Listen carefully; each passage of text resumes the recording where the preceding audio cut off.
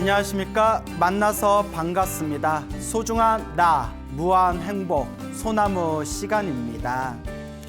부처님의 가르침은 너무나 심오하고 또 굉장히 드넓습니다. 부처님의 가르침은 위대하고 넓고 그리고 그 깊이를 다 헤아릴 수가 없죠. 그래서 부처님께서는 우리 중생들의 수준에 맞춰서 수많은 법을 설하셨고, 또 우리 중생들의 수준 그릇에 맞춰서 또 그 근기에 맞춰서 수많은 수행 방법들을 가르쳐 주셨습니다. 그래서 우리가 부처님의 가르침을 살펴보면 굉장히 수많은 수행법들이 있죠. 그래서 참선 수행도 있고 사마타 윗바사나 수행도 있고, 또 연불 수행도 있고, 밀교 수행도 있고, 또 사경이나 경전을 독경하는 수많은 수행법들이 있습니다.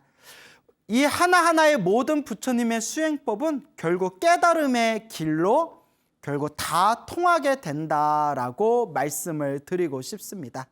저는 이 수많은 부처님의 수행법 중에서 제가 개인적으로 선택한 수행법은 연불 정토법이 되겠습니다. 나무 아미탑을 연불을 해서 내 마음을 깨끗하게 밝히고, 또한 더 나아가서 다음 생에 성불학교 극락세계에 태어나기를 발언하는 것이 바로 연불 정토 수행이 되겠습니다. 우리나라는 그동안 이 연불 정토에 대한 어떤 관심이라든가 또 연불 정토 수행에 대한 어떤 많은 그런 연구가 진행이 안 된 게 사실입니다. 그리고 이런 연불 정토의 볼모지 속에서도 오랫동안 연불 정토를 학문적으로 연구하셨고, 또 세상에 널리 이 아미타 부처님의 가르침을 펼치기 위해서 노력하셨던 이 한국의 어른 스님이 한 분 계십니다. 그분이 저 성남 정토사의 회주로 계시는 보광 스님이 되시겠는데요. 이 보광 스님께서는 전 동국대 총장이셨고, 현재는 대한불교 조계종 호계 원장으로도 지금 계십니다. 그럼 제가 왜 이렇게 보광 스님에 대해서 이야기를 했냐면, 그분께 며칠 전에 굉장히 의미 있고 굉장히 감동스러운 그런 연불가피에 대한 이야기를 제가 직접 들었습니다. 그래서 오늘 보광 스님께서 경험하셨던 이 연불가피에 대한 이야기를 또 여러분들에게 첫 이야기로 제가 소개할까 합니다. 보광 스님께서 초등학교 6학년 때 스스로 체험하셨던 이야기입니다. 초등학교 6학년이면 지금으로 한 13살 정도 됐겠죠. 13살 정도 되었을 나이였을 텐데요. 그때 그 어린 나이였을 때 어머님께서, 친모께서 갑자기 이유를 알 수 없는 큰 병에 걸리셔가지고 자리에 몸져 누우셔서 며칠 동안 일어나지를 못하셨다고 합니다. 당연히 의사에게 진료도 받았을 것이고 약도 드셨지만 전혀 효과가 없었다고 합니다. 그 어린 마음에 너무나 다급하고 너무나 어머니에 대한 걱정과 근심이 가득 차다 보니까 그 초등학교 6학년이었을 때 이제 스님을 찾아가게 됩니다.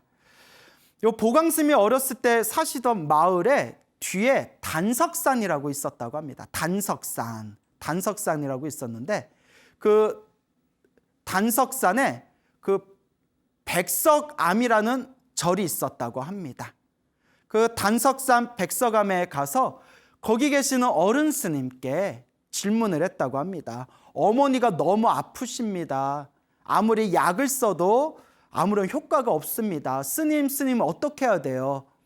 그 어린 나이의 소년이, 그 까마득하게 어린 소년이 눈물이 그렁그렁해서 그 어머니의 병을 걱정하는 것을 보고 어른 스님께서 이렇게 말씀하셨다고 합니다. 지금부터 내가 하라는 대로 하면 어머니의 병이 나을 수도 있다. 한번 해보겠냐? 예, 스님 해볼게요. 굉장히 힘든데 할 수 있겠냐? 예, 해보겠습니다, 스님. 그러면 지금부터 절에서 7일 동안, 일주일 동안 자지 말고, 밤잠도 자지 말고 오직 관세음보살만 불러라 라고 숙제를 내주셨다고 합니다.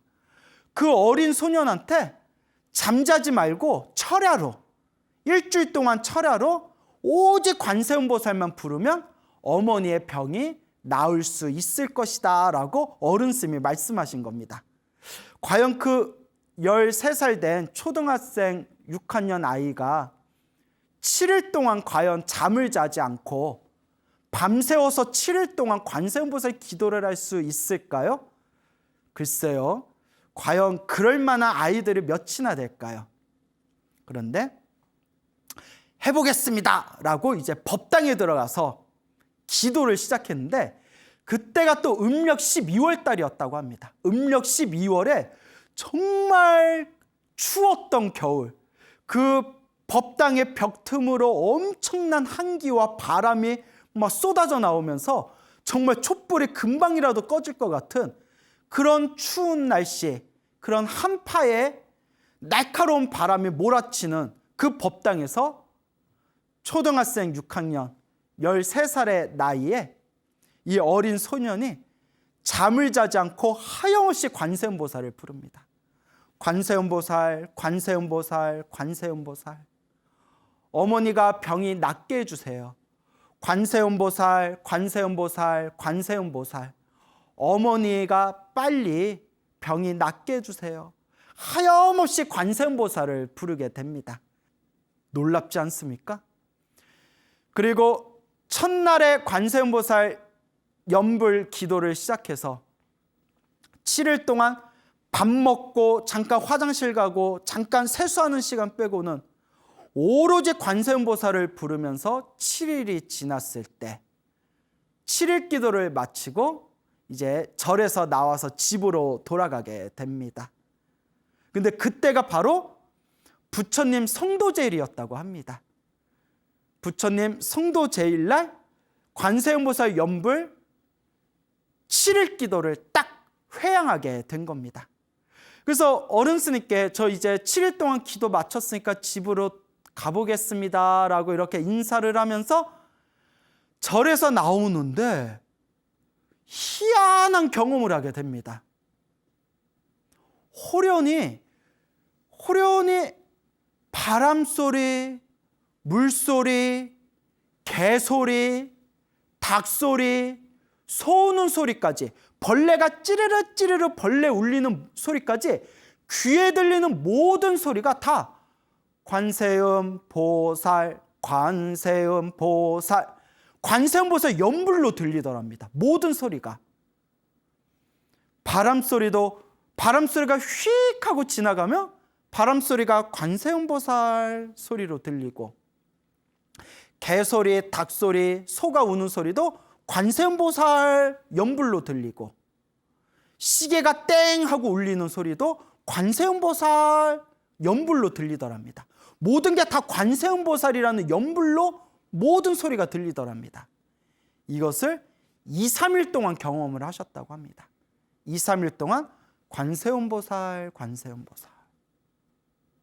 그리고 2, 3일이 지나고 나서 놀랍게도 백약을 써도, 모든 약을 써도 낫지 않으셨던 어머니께서 기도를 마치고 난 뒤에 집에 돌아오고 나서 점점 몸의 건강을 되찾으시더니 완전히 건강하게, 정말 기적같이 완전히 건강을 되찾고, 그리고 모든 병이 말끔하게 사라지셨다고 합니다.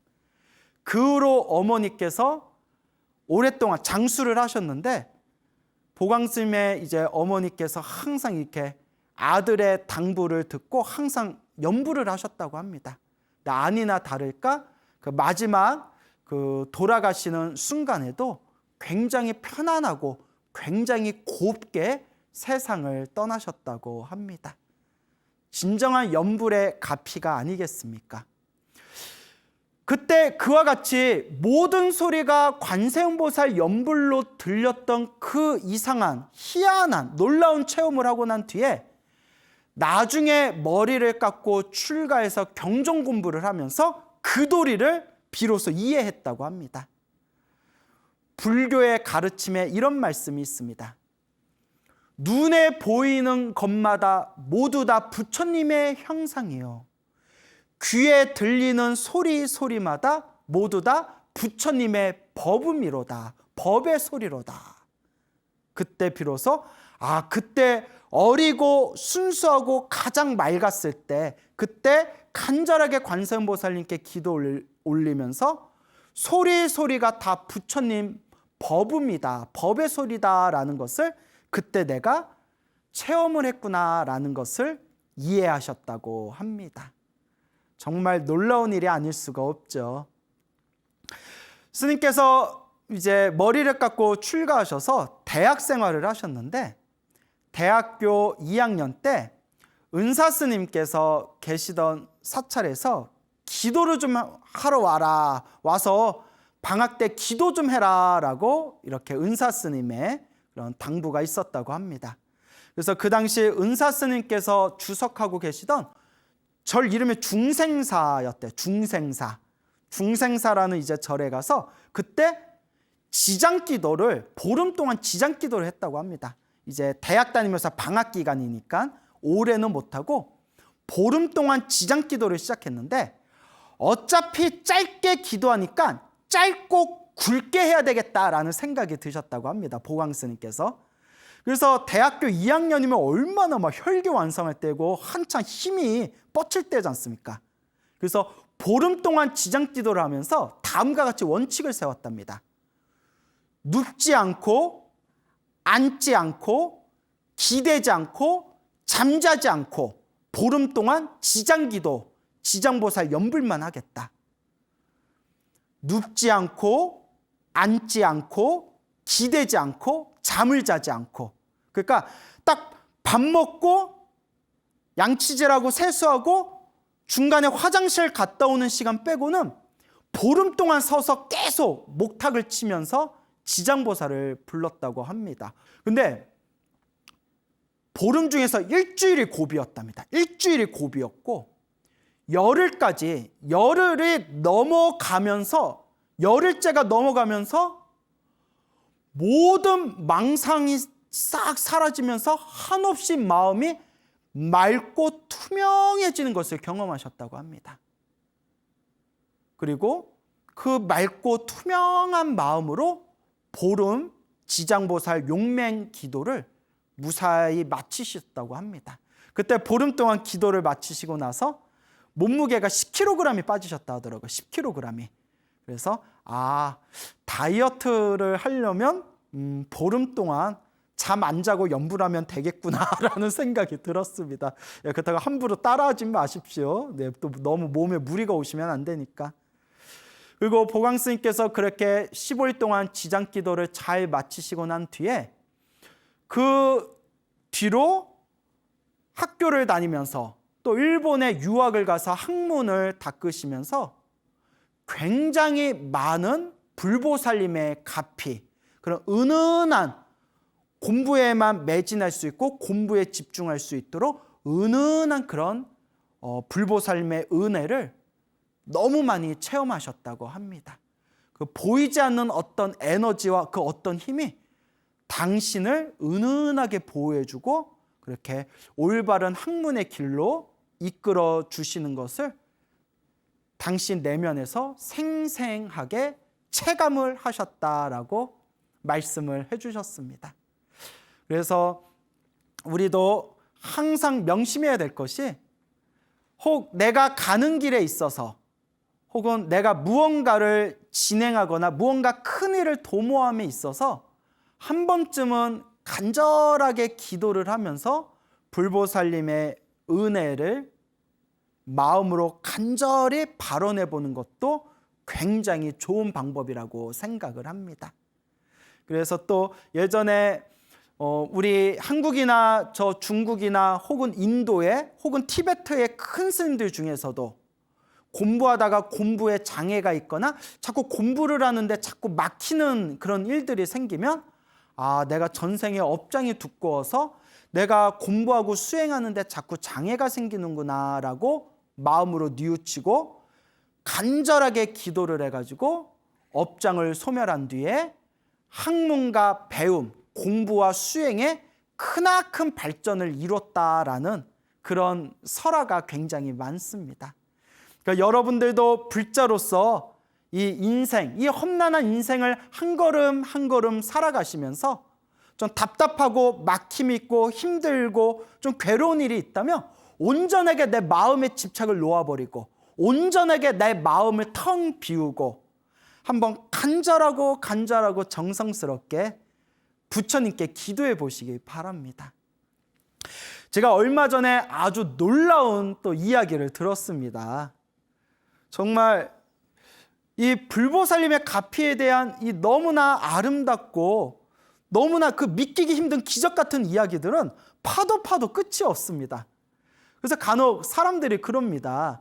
스님, 소중한 나 무한행보 소나무가 벌써 막 300회가 넘어갔는데 300회가 이제 넘어가는데 그런데 스님, 그 이야기들이 스님 이제 다 스님이 쓰시고 나서 더 할 얘기들이 더 있습니까?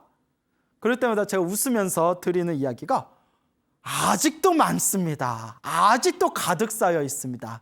불보살의 가피는 파도 끝이 없습니다.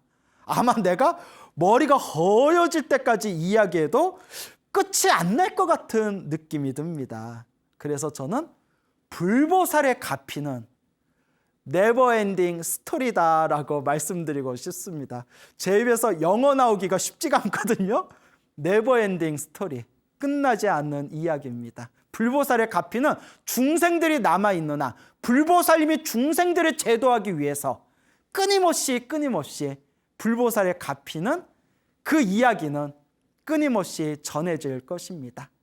그래서 제가 얼마 전에 아주 놀라운 이야기를 들었습니다. 그분이 이제 좀 개인 신상이 있으니까 제가 자세히 밝히지는 않겠습니다. 그 경기도 지방에 그 지방에서 가장 돈이 많은, 가장 부유한 재력가 집안이 있었다고 합니다. 그 지방에서 가장 돈이 많은 재력가 집안은 딸 부자였다고 합니다. 딸이 여러 명이 있는 그런 이제 딸 공주집, 딸 부잣집이었는데 그때 이제 몇 번째 딸이 있었는데 이 따님이 어렸을 때부터 몸이 굉장히 허약했다고 합니다. 항상 몸이 허약했다가 10대였을 때 폐 종양이 발견됐다고 합니다. 폐에 아주 큰 종양이 발견돼가지고 거의 목숨을 내걸고 대수술을 받아서 폐 종양 제거 수술을 받았는데 그때 이제 폐를 굉장히 많이 잘라냈다고 합니다. 그때 의사들이 한결같이 이야기하기를 이게 또 몇십 년 전이니까 지금보다 의료 기술이 지금보다는 많이 부족했던 시대겠죠. 몇십 년 전 이야기거든요. 수술을 마치기는 했지만 30살 넘기기를 장담할 수 없습니다. 앞으로 30살 넘기기를 장담할 수 없습니다. 그 10대 어린 소녀한테. 그러니까 마음의 준비를 좀 하고 계십시오라고 의사들이 말을 하더랍니다.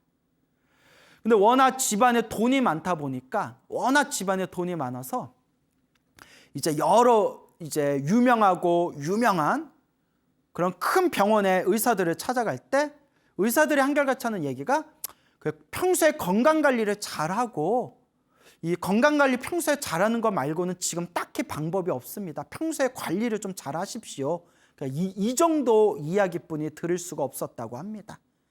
그러니까 어떡합니까? 이것도 팔자로니 하고 이제 어떻거나 열심히 살아야죠. 그렇게 이제 30을 넘기기 힘들다라는 소리를 들으면서 이 아가씨가 이 부잣집 딸 부잣집 아가씨가 이제 갓 20을 넘은 20대 초반이었을 때 그러니까 이게 인연법입니다, 여러분.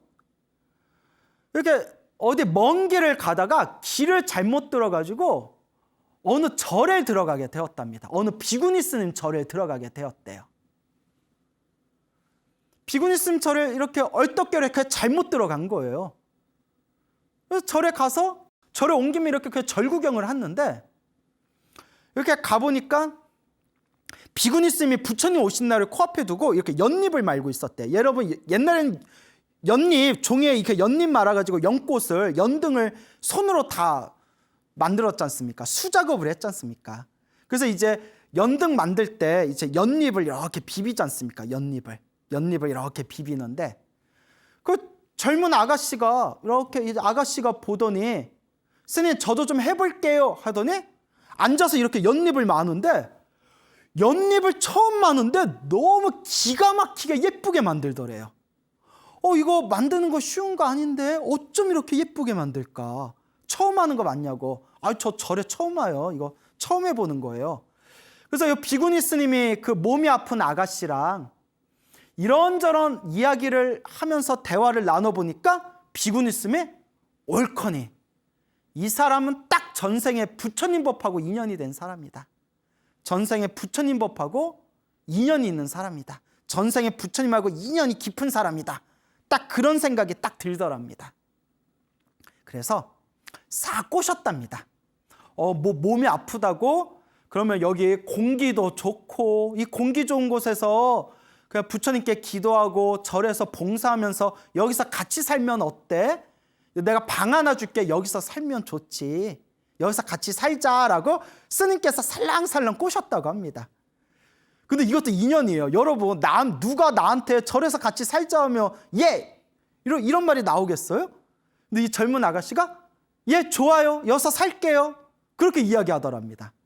그래서 비구니 스님이 절에 올 때 나머지 다 사람들한테 나눠주고 꼭 필요한 것만 가져와라 라고 신신당부를 했답니다. 꼭 필요한 것만 가져와라. 절에 방 좁아. 그 절에서는 이것저것 쓸 게 별로 없어. 그러니까 짐을 조금만 가져와. 꼭 필요한 것만 가져와. 이렇게 비구니 스님이 이야기를 했는데 예, 꼭 필요한 것만 가져올게요 라고 했는데 워낙 부잣집 딸이라서 그 여행 가방 몇 박스를 가져오더래요. 그래서 거기에 예쁜 옷들도 있고 했겠죠. 그래서 비구니 스님이 절에서 기도하고 봉사하는데 이렇게 좋은 옷, 예쁜 옷 필요 없다고. 절에서 기도하고 봉사하려면 편한 옷을 입어야 돼. 내가 옷 하나 줄게 하면서 너덜너덜 다 떨어져서 이렇게 꿰매고 기운 그 절에서 입는 그 절복 있잖아요. 그 몸빼 바지 같은 회색 바지를 이렇게 줬답니다. 그 다 떨어진 옷을, 다 떨어져서 꿰맨 옷을, 회색 몸빼 바지 같은 옷을 줬는데 그 20칸 넘은 그 부잣집 아가씨가 그 바지를 딱 입는 순간 마치 천군만마를 얻은 것 같이 마음이 뿌듯하고 마음이 너무 기쁘고 마음에서 막 그냥 희열이 올라오더래요. 마치 천군만마를 얻은 것 같은 느낌이 들더래요. 그러니까 다 이게 전생에 부처님 도량에서 살았던 사람들이에요. 그 예쁘고 그 부잣집 좋은 옷만 입었던 부잣집 아가씨가 다 떨어진 회색 몸빼 바지를 입었는데 왜 마음에 막 기쁨이 올라왔겠어요? 다 전생에 부처님 법과 인연이 있던 사람들이었습니다. 그래서 절에서 생활을 하면서 비구니 스님이 그 천수경이 들어있는 그 법요지 책을 주면서 이거 다 외워라. 그 부처님께 매일매일 기도하면서 이거 외워라. 그렇게 이제 당부를 했답니다.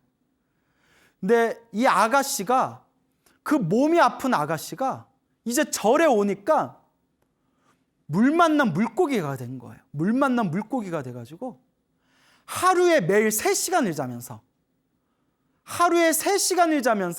매일매일 기도하고 매일매일 봉사활동을 합니다. 하루에 3시간을 자면서. 그렇게 그 비구니 스님과 단짝이 돼가지고 매일 3시간씩 자면서 오직 기도하고 봉사했던 그 아가씨가 지금 60대 중반이 됐습니다. 의사들이 30을 넘기기 힘들 거라고 하는데 지금 30 플러스 35년을 더 살고 있는 거예요. 60 중반이 됐어요. 기적입니다. 너무나 건강하세요. 그래서 그때 그 지방의 큰 재력가였던 할아버지가 유언처럼 이런 말씀을 하셨다고 합니다.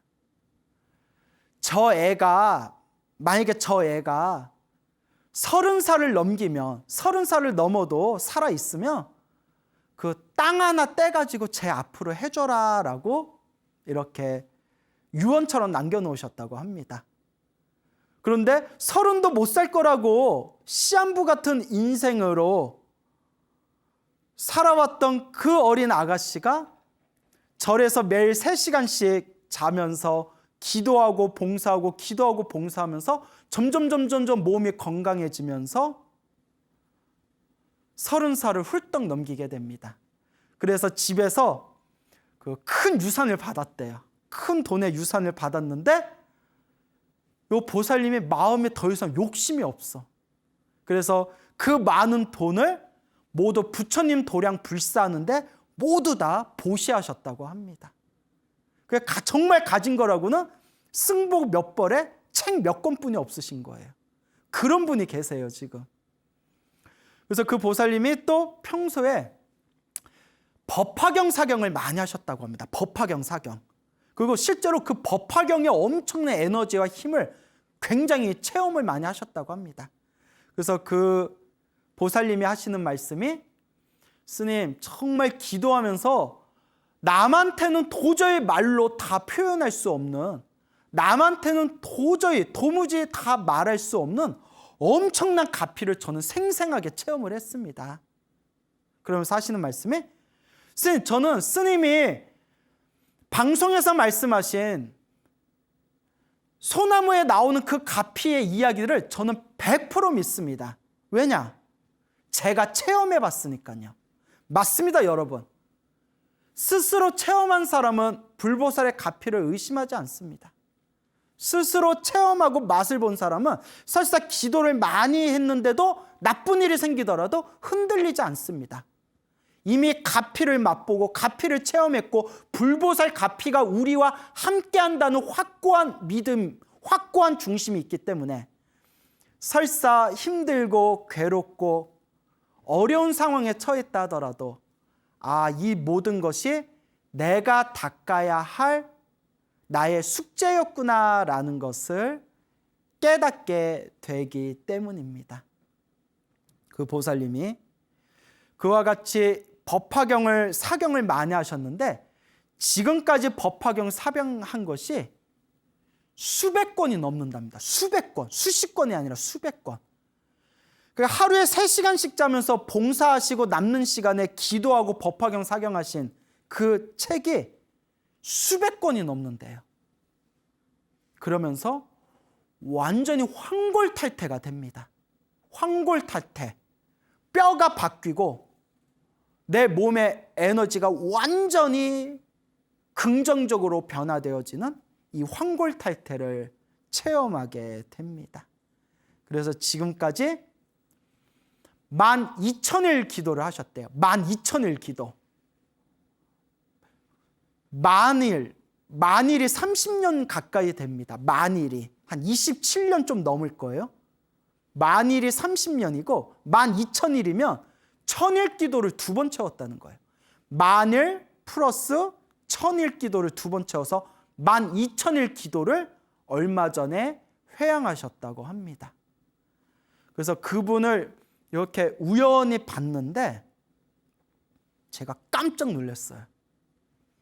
보살님인데 머리끝에서 발끝까지 완전 스님이에요. 완전 스님. 머리끝에서 발끝에서 눈빛까지 그냥 머리 깎은 출가 스님이시더라고요.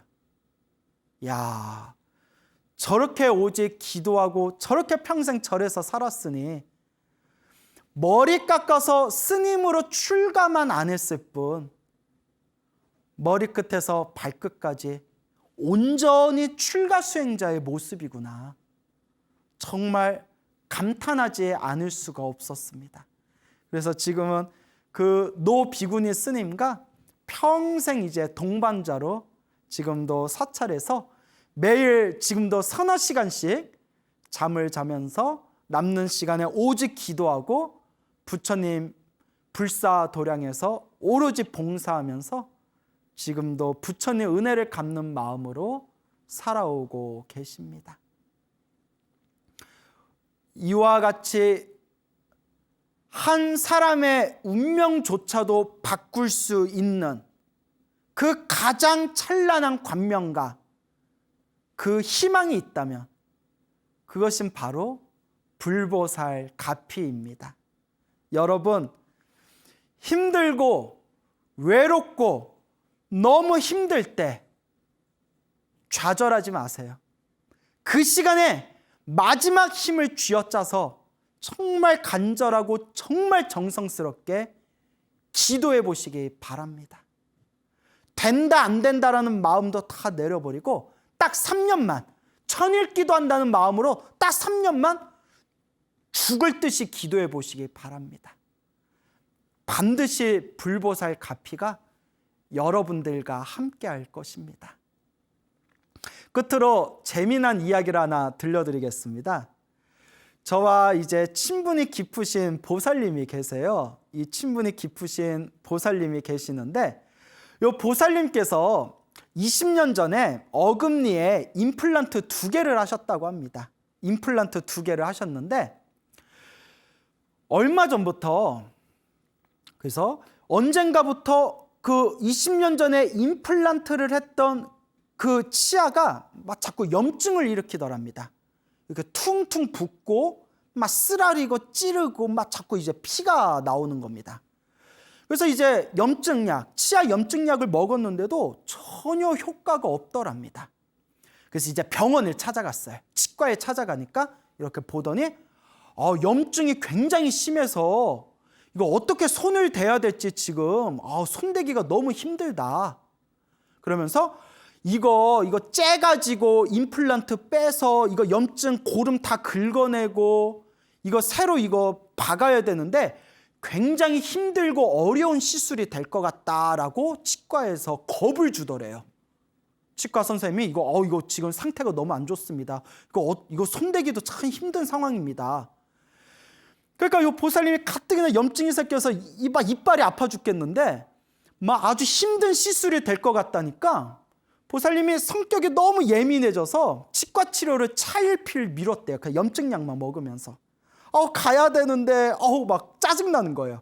가야 되는데 하는데 막 귀찮은 거예요. 가야 되는데 하는데 막 무서운 거예요. 사람 성격이 막 예민해지지 않습니까? 그러다가 코로나가 터집니다. 코로나가 터져서 이제 조금 바깥에 나가는 거 자제해라 막 이렇게 이제 방역 지침 같은 게 내려오니까 요 보살님이 얼씨구나 싶은 거예요. 가뜩이나 치과 가기 싫었는데 코로나 핑계 대고 이제 치과에 나 코로나 좀 가라앉으면 그때 갈게요 라고 이렇게 치료를 미뤘답니다. 그리고 이제 염증약으로 버티셨대요. 이렇게 염증약을 드시면서 버티셨는데 아니 이렇게 이 코로나가 이렇게 오래 갈 줄 누가 알았겠습니까? 빨리 이 코로나가 없어져야지. 우리 서민들 너무 힘듭니다. 어쨌거나 코로나가 막 1년이 막 넘어가니까 보살님도 1년 동안 그 염증약 먹으면서 굉장히 이제 고생을 많이 하셨대요. 가끔 컨디션 나쁘고 막 몸 피곤할 때 퉁퉁 붙잡습니까? 피 나오고 막 신경 긁고 막 아프고 쓰라리고 약은 효과도 없고 그러던 어느 날이었다고 합니다. 어느 날 그 염증으로 이제 고생하고 계시는데 그 보살님께서 그 인터넷에 튜브라고 있지 않습니까? 튜브라고 하면 다 알아들으시죠? 인터넷에 튜브에 그 광우 스님의 법공양이라는 채널이 있거든요.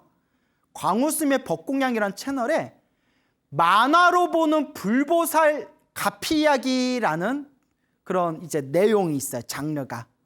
만화로 보는 불보살님 가피 이야기. 그래서 만화로 보는 불보살님 가피 이야기 중에서 그게 이제 애니메이션처럼 만화로 만든 거거든요. 목소리는 제 목소리 따고 아주 불심이 깊은 다재다능한 젊은 보살님이 당신이 이렇게 이제 그림을 그려서 이렇게 올려놓은 만화로 보는 불보살님 가피 이야기라고 있습니다. 그 만화로 보는 불보살님 가피 이야기 중에서 지장보살이 지옥에 떨어진 중생을 구제하는 이야기가 있어요. 근데 그 보살님께서 소파에 앉아가지고 튜브에서 광우스님의 법공양 그 채널에서 만화로 보는 불보살님 가피 이야기, 그 지장보살님이 지옥에서 구제해준 그 이야기를 이렇게 보셨대요. 이게 너무 이렇게 감동 깊게 보시다가 다 보시고 나서 문득 이렇게 생각하셨대요. 나는 전생에 무슨 업보를 많이 지어서 이렇게 이빨이 아플까? 내가 전생에 무슨 업보를 지어서 이렇게 이빨이 아플까? 하면서 순간 자기도 모르게 눈가에 눈물이 주르륵 주르륵 흘렀대요. 주스도 아니고 주르륵 주르륵 눈물이 뚝뚝 떨어지는데 갑자기 이빨이 우두둑 소리가 나더래요. 그 순간 눈물이 이렇게 뚝뚝 흘리고 있는 순간 전생에 내가 무슨 업을 졌길래 이렇게 이빨이 아플까 하는데 우두둑 소리가 나서 놀래가지고 이렇게 입을 벌려보니까 이빨 하나가 톡 떨어지더래요. 이빨이 부러진 줄 알고 입안을 다 확인하려고 이렇게 또 입을 여는 순간 또 이빨 하나가 톡 하고 튀어나오더래요.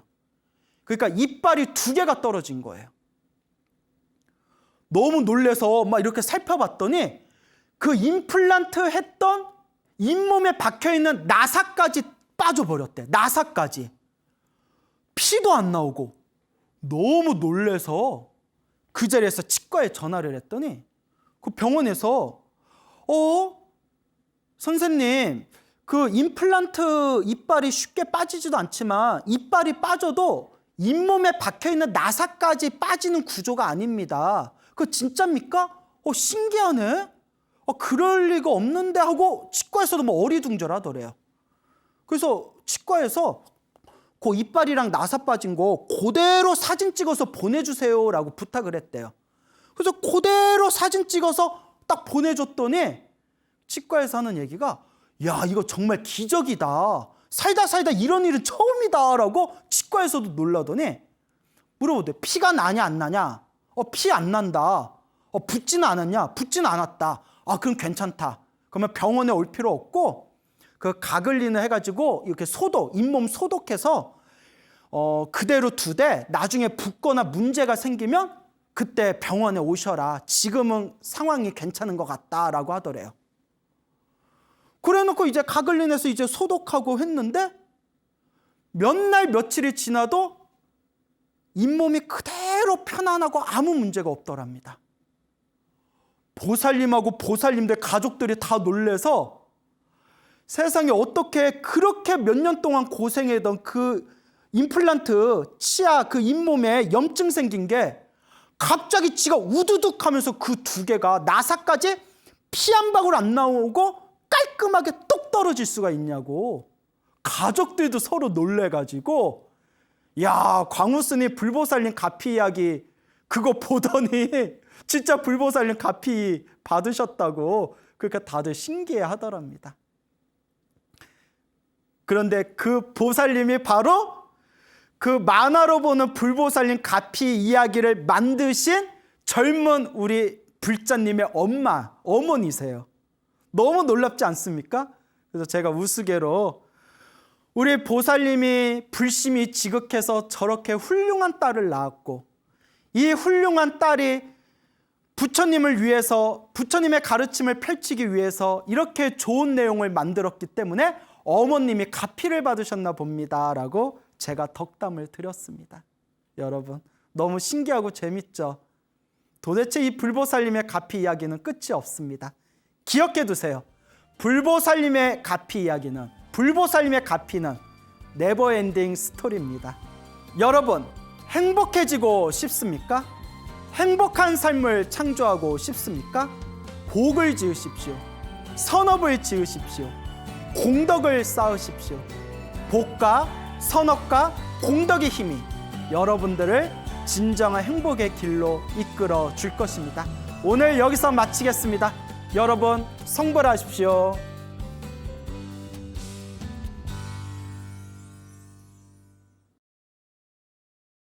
Ba ba